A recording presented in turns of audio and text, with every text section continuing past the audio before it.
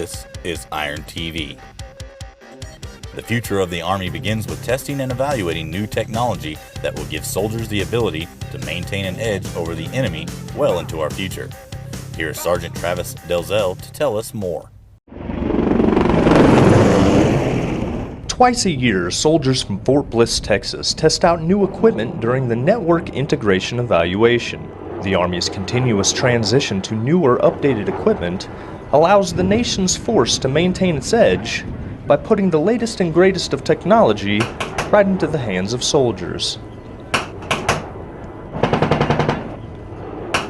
The troops are doing very well actually with it. They go through a new equipment training, and so well before the NIE ever starts, we go through an extensive period of training where they learn how to use it, they practice with it, and it's not the first time they've had it. They had this equipment in previous NIEs as well, so they're really kind of building on it. The evaluation not only tests new communication systems, but it also tests their compatibility with current and future platforms across all branches of the military. We have to take a look at things. We put things in the hands of soldiers.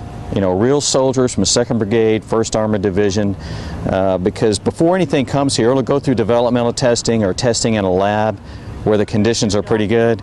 But when you put things out here in the field and, you know, you get a rainstorm or the wind blows, 20 or 30 knots like it often does out here, or the heat, and you just get it in the hands of soldiers that are moving around and breaking down the TOC, setting it back up, vehicles moving around, it performs differently. And so we want to learn those lessons here before we send things forward, and soldiers that are in harm's way have to learn it. The training environment at Fort Bliss and White Sands Missile Range allows soldiers to conduct operations in ways that are expected to be seen on the battlefield, and more importantly, the future battlefield. Army Sergeant Travis Delzell, 16th MPAD, Fort Bliss, Texas. The Fort Bliss Recycling Center is looking for a new recycling hero. Could this be you?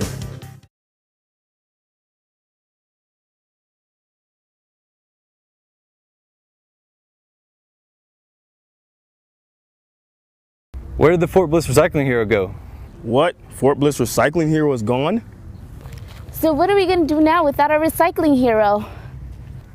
What's going to happen now is since the Fort Bliss Recycling Hero is gone, who knows? Oh, the Fort Bliss Recycling Hero is gone? Well, where'd he go? Where is he? Who will be the next Fort Bliss Recycling Hero? So who's going to be a new Fort Bliss Recycling Hero? Are you the next Fort Bliss Recycling Hero? Who will be the next recycling hero? The 1st Armored Division Combat Aviation Brigade loaded equipment onto an Air Force C-17 for their mission to West Africa.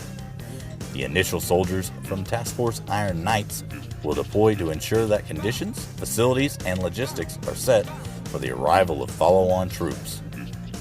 This will be one of several flights that will carry soldiers and equipment to West Africa in support of Operation United Assistance.